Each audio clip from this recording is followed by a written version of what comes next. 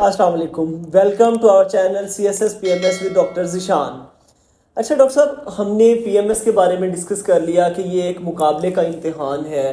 तो अच्छा, CSS भी मुकाबले का इम्तिहान है, तो इन दोनों में बुनियादी फ़र्क क्या है? तो क्या ऐसी चीज़ें हैं जिनकी बुनियाद पे हम PMS को अटेम्प्ट करें या CSS को अटेम्प्ट करें? कौन से ऐसे डाइवर्जेंट पॉइंट हैं जहाँ पे डिफरेंस आता है, और या कहाँ पे इन दोनों की कन्वर्जेंस है related to exam, related to preparation और बाकी चीज़ों के बारे में? ये तो हमें बताइएगा। अच्छा, राशिद साहब, ये बिल्कुल ऐसे ही है बात कि CSS और PMS दोनों ही मुकाबला जाती इम्तहान आते हैं। फ़र्क दोनों में कंडक्टिंग बॉडी का है, रेगुलेटरी बॉडी का है और प्लेस ऑफ पोस्टिंग का है। CSS federal public service commission लेती है और ये एक फेडरल लेवल का एग्ज़ाम है। PMS Punjab public service commission लेती है और ये एक सूबाई सतह का एग्ज़ाम है। CSS चूंकि वफाकी सतह का एग्ज़ाम है और उसको वफाकी कमीशन लेता है, तो आपकी पोस्टिंग मुख्तलिफ सूबों में, वफाक के जितने भी यूनिट्स हैं, 4 सूबे हैं और 2 एडमिनिस्ट्रेटिव टेरिटरीज हैं, तो आपकी पोस्टिंग उन इलाकों में भी होती है। बल्कि सिलेक्शन के बाद CSS में जो आपके पहले 5 साल होते हैं वो आपने आउट ऑफ प्रोविंस या नॉन डोमिसाइल्ड प्रोविंस में गुजारना मैंडेटरी होता है। आपके प्रमोशन के लिए वो एक बेसिक प्री रिक्विजिट है। On the flip side of it, अगर हम PMS की बात करें, तो चूंकि ये प्रोविंशियल मैनेजमेंट सर्विस है, तो इसमें आपकी तमाम तरह पोस्टिंग विद इन प्रोविंस होती है। और पर्टिकुलरली पंजाब के कैंडिडेट्स के लिए ये एक बहुत अच्छी बात है। मैं ये मानता हूँ कि उनकी तमाम तरह टेन्योर और सर्विस जो है वो पंजाब की बाउंड्स के अंदर ही आप रहते हैं, और आप अपने फेलो जो प्रोविंशियल मेंबर्स हैं उनको ही सर्व कर रहे होते हैं, कंट्रीमैन को सर्व कर रहे होते हैं। डॉक्टर साहब, बड़ा एक इनफॉर्मल सा सवाल मेरे जहन में आया है कि इसमें से CSS और PMS में से मुश्किल कौन सा एग्ज़ाम है, और क्या इनके सब्जेक्ट्स में कौन से किस में ज़्यादा डिफ़िकल्टी लेवल है और क्या डिफरेंस है? अच्छा राना साहब, डिफ़िकल्टी लेवल वैसे तो एक बड़ी सब्जेक्टिव सी चीज़ है और ये वेरी करती है फ्रॉम पर्सन टू पर्सन। लेकिन ये है कि मेरा ये मानना है कि PMS एक ज़्यादा मुश्किल इम्तहान है।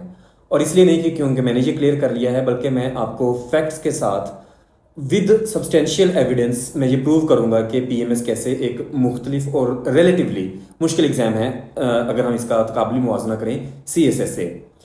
देखिए, CSS और PMS में बुनियादी फ़र्क ये है, CSS में इंग्लिश ऐसे होता है 3 घंटे का, जबकि PMS में यही ऐसे 2 घंटे का होता है। और जैसे कि आप जानते हैं, जब मुकाबला जाती इम्तहान की बात करते हैं तो उसमें मेक और ब्रेक गेम इंग्लिश ऐसे ही होती है। Up to 95% of the candidates they get to fail through in they fail in English ऐसे एज अ सब्जेक्ट। तो वहाँ पे आपके पास 3 घंटे होते हैं वही ऐसे करने के लिए, जबकि यहाँ पे वही मजमून 2 घंटे का होता है। तो आपका 1 घंटा यहीं से माइनस हो जाता है।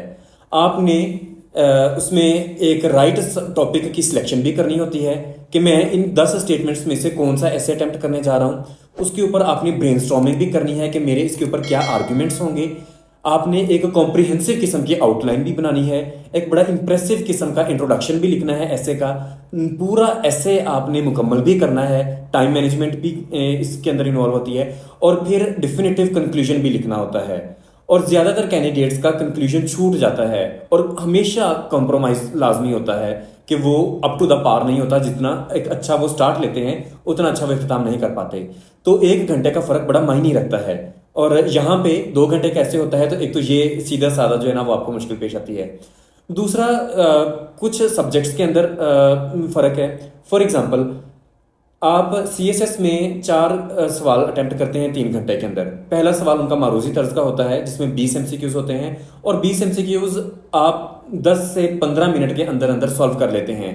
और वहां से टाइम सेव करके आप अपने डिस्क्रिप्टिव क्वेश्चन को टाइम देते हैं कि ताकि वहां से भी टाइम सेव करके यहाँ पे आप मैक्सिमम लिख सकें। इसके बावजूद राना साहब 4 सवाल बच्चों के पूरे नहीं होते CSS में 3 घंटों में। और चौथा सवाल हमेशा कॉम्प्रोमाइज होता है बच्चों का। पहला सवाल उनका अगर 8 सफ़ों का है तो आखिरी सवाल उनका 2 सफ़ों पे मुश्तमिल होता है। कुछ लोगों का खुदा ना खास्ता छूट भी जाता है सवाल। अब आप इसको रेसिप्रोकेट करें PMS के ऊपर। यहाँ पे सब्जेक्ट्स में, पर्टिकुलरली ऑप्शनल सब्जेक्ट्स में MCQs नहीं होते। उन MCQs की बजाय भी आपने 20 नंबर का एक पूरा फुल लेंथ आंसर लिखना होता है। तो जहां कैंडिडेट से 4 सवाल नहीं मुकम्मल होते और उनका वहां पे क्वेश्चन कॉम्प्रोमाइज होता है आखिरी सवाल, अब आप उसका अंदाजा कर लें कि यहाँ पे आपने ना सिर्फ 5 सवाल लिखने हैं डिस्क्रिप्टिव क्वेश्चंस, बल्कि एक बड़ा फाइन बैलेंस के साथ लेके आपने चलना होता है कि जितने लेंथ का आपका पहला सवाल है, आपका आखिरी सवाल भी कमोबेश उसी लेंथ का होना चाहिए। क्योंकि एग्जामिनर इस बात से बहुत ज्यादा ऑफेंड होता है कि आपका पहला सवाल 10 सफ़र के ऊपर है या 12 सफ़र के ऊपर है और आखिर पे आप पूरा का पूरा 20 नंबरों का सवाल ही आपसे छूट रहा है, या अगर आप अटेम्प्ट भी कर रहे हैं तो एक बड़ी हाफ हार्टेड अटेम्प्ट के साथ वो 2 सफ़ों पे है या 4 सफ़ों पे है, तो वहीं से बहुत ज्यादा फर्क पड़ जाता है। फिर अगला इसमें स्टेप है उर्दू का। सीएसएस में उर्दू कंपलसरी सब्जेक्ट नहीं है, पीएमएस में उर्दू एक लाजमी मजमून के तौर पे मौजूद है।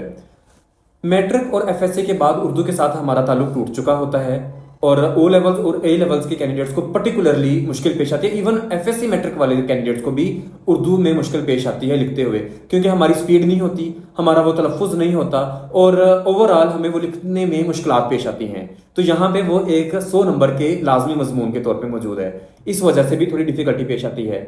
नेक्स्ट इसमें बिग मॉन्स्टर है जीके का सब्जेक्ट। वहां पे ऐसा जीके का कोई मजमून मौजूद नहीं है। यहाँ पे अगेन 100 नंबरों का जीके का सब्जेक्ट मौजूद है। जीके का कोई सर पैर नहीं होता, there is no limit to the GK. दुनिया जहान की कोई भी चीज आपसे पूछी जा सकती है in the ambit of general knowledge. Secondly इसमें नेगेटिव मार्किंग होती है।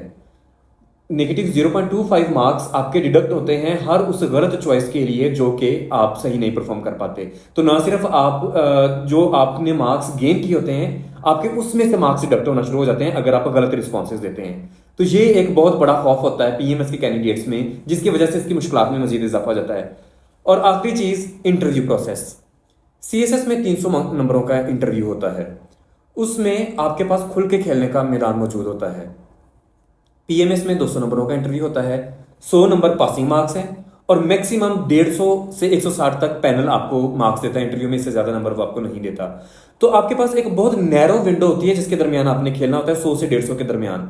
On the flip side of it अगर आप सीएसएस की बात करें तो 300 नंबरों का इंटरव्यू होता है, तो उसमें एक बहुत वाइड विंडो होती है जिसमें आप एक डिफरेंस क्रिएट कर सकते हैं। अगर आपके रिटर्न में भी मार्क्स कम हैं तो आप यहां पे अपनी उस लैकिंग को ओवरकम कर सकते हैं और यहां पे आप डिफरेंस क्रिएट कर सकते हैं।